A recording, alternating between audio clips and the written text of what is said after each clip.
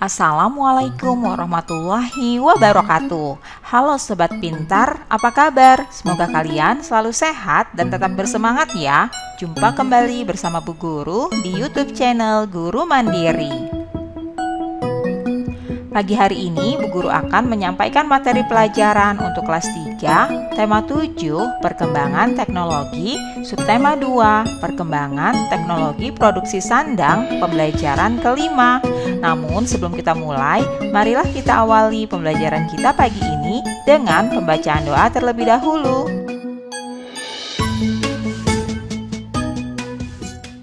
Udin dan teman-temannya bersyukur karena memiliki pakaian. Mereka ingin tahu siapa saja yang terlibat dalam pembuatan pakaian. Mari kita belajar bersama mereka. Berikut ini adalah wacana yang berjudul Dari Bahan Dasar Sampai ke Pasar. Ayo kita baca bersama ya. Pakaian berasal dari bahan dasar yang berbeda. Ada yang berasal dari kapas dan serat daun, ada yang berasal dari bulu domba dan serat sutra. Bahan dasar pakaian banyak didapat dari lingkungan sekitar. Petani dan peternak menyediakan bahan dasar pakaian. Petani menyediakan kapas dan beberapa jenis daun.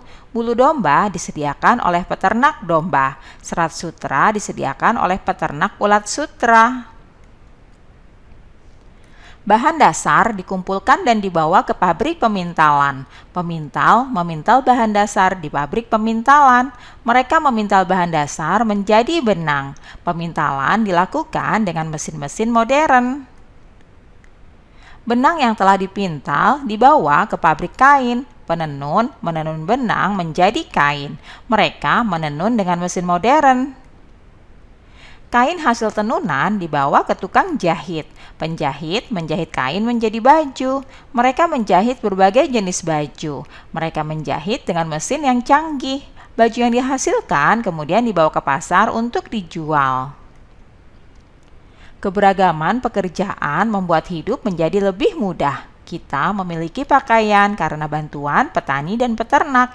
Kita dapat mengenakan pakaian karena bantuan pemintal dan penenun. Kita memiliki baju karena bantuan penjahit. Sobat Pintar, kamu sudah membaca teks yang berjudul Dari Bahan Dasar Sampai ke Pasar. Nah, siapa saja yang terlibat dalam pembuatan pakaian? Sekarang lengkapi tabel berikut berdasarkan teks tadi ya. Pembuatan pakaian. Pada tabel berikut ini silahkan kalian lengkapi ya siapa saja yang berjasa dalam pembuatan pakaian, mengerjakan apa, di mana, dan menghasilkan apa. Misalnya yang pertama ada petani kapas yang dikerjakan yaitu menanam kapas di kebun dan menghasilkan kapas. Kemudian ada juga peternak domba dan sutra yang dikerjakannya yaitu memelihara domba dan ulat sutra, dikerjakan di kandang dan juga di kebun, menghasilkan bulu domba dan kepompong sutra. Berikutnya ada pemintal yang dikerjakannya yaitu memintal kapas, dilakukan di pabrik pemintalan dan menghasilkan benang. Selanjutnya ada penenun yang dikerjakan yaitu menenun benang, dikerjakan di pabrik kain dan menghasilkan kain. Yang selanjutnya ada tukang jahit yang dikerjakan yaitu menjahit, dilakukan di tempat penjahitan dan menghasilkan baju. Itulah beberapa pekerjaan yang telah berjasa dalam proses pembuatan pakaian, mulai dari mengolah bahan dasar hingga menjadi baju yang siap kita pakai. Sekarang amati kembali tabel di atas tadi ya. Apa yang akan terjadi jika tidak ada orang-orang pada tabel seperti zaman dahulu? Nah, ceritakanlah pendapatmu di depan kelas ya. Jika tidak ada petani kapas, peternak domba, peternak ulat sutra, pemintal, penenun, dan tukang jahit, tentu kita tidak akan dapat memakai baju seperti yang sedang kita pakai sekarang. Selanjutnya, amati kembali tabelmu ya. Berdiskusilah dengan teman di sebelahmu tentang jasa setiap pekerjaan. Lalu sampaikan kesimpulan diskusimu kepada temanmu yang lain. Sobat pintar, kamu sudah berdiskusi dengan temanmu. Sekarang tuliskan hasil diskusimu pada tempat yang tersedia ya. Contohnya seperti berikut ini. Orang-orang yang berjasa membuat pakaian. Setiap pekerjaan yang ada di sekitar kita memiliki peran masing-masing. Petani kapas berperan menanam kapas, peternak domba dan peternak ulat sutra berperan menghasilkan bulu domba dan kepompong ulat sutra. Pemintal berperan mengubah serat kapas, serat sutra, dan bulu domba menjadi benang. Penenun kain berperan mengubah benang menjadi kain. Tukang jahit berperan mengubah kain menjadi pakaian jadi. Nah, ada banyak jenis pekerjaan di sekitarmu. Ada penjahit, pedagang, abang beca, guru, dokter, dan lain-lain. Mereka berjasa kepadamu tanpa kamu tahu. Bersyukurlah dan berbuat baiklah kepada siapapun ya. Sobat pintar, masih ingatkah kamu dengan motif kain kesayangan Ibu Udin? Salah satu motifnya adalah persegi. Sekarang ikuti langkah-langkah berikut ini ya. Yang pertama, gambarlah persegi di atas karton dengan panjang sisi 5 cm. Kemudian guntinglah gambarmu dengan rapi. Lalu jiplaklah bangun persegi yang kamu buat di buku latihanmu. Kemudian tentukan titik pusatnya. Selanjutnya, letakkan karton persegimu tepat di atas gambar persegi yang kamu buat. Lalu cobalah memutar karton persegimu searah jarum jam.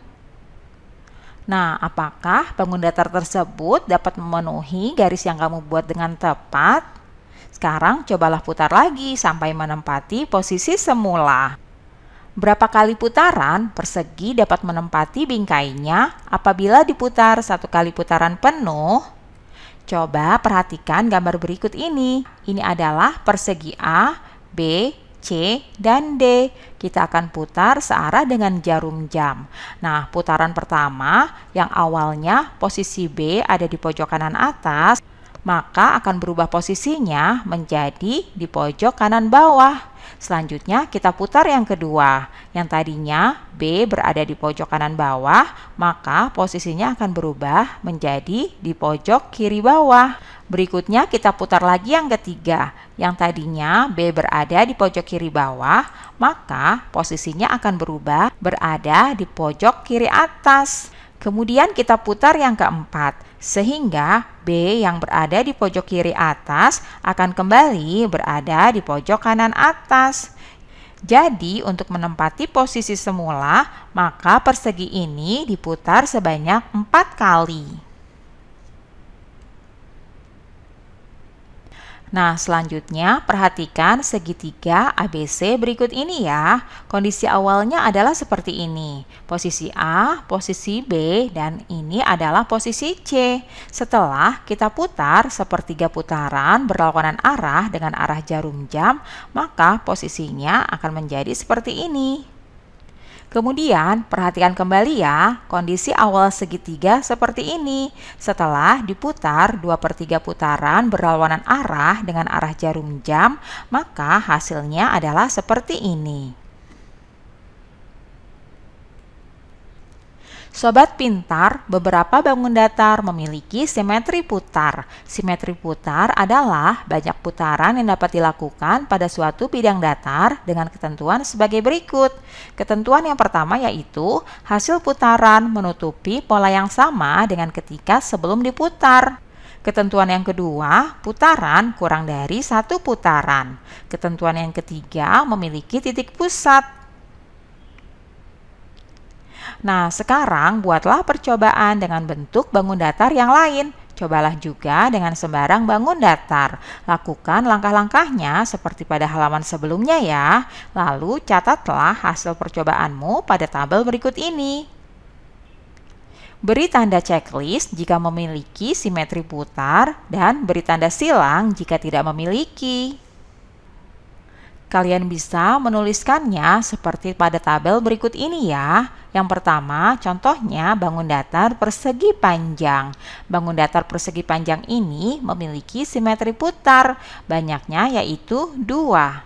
Selanjutnya, bangun datar yang kedua yaitu segitiga sembarang. Segitiga sembarang ini tidak memiliki simetri putar. Bangun datar yang ketiga yaitu layang-layang. Layang-layang tidak memiliki simetri putar ya anak-anak.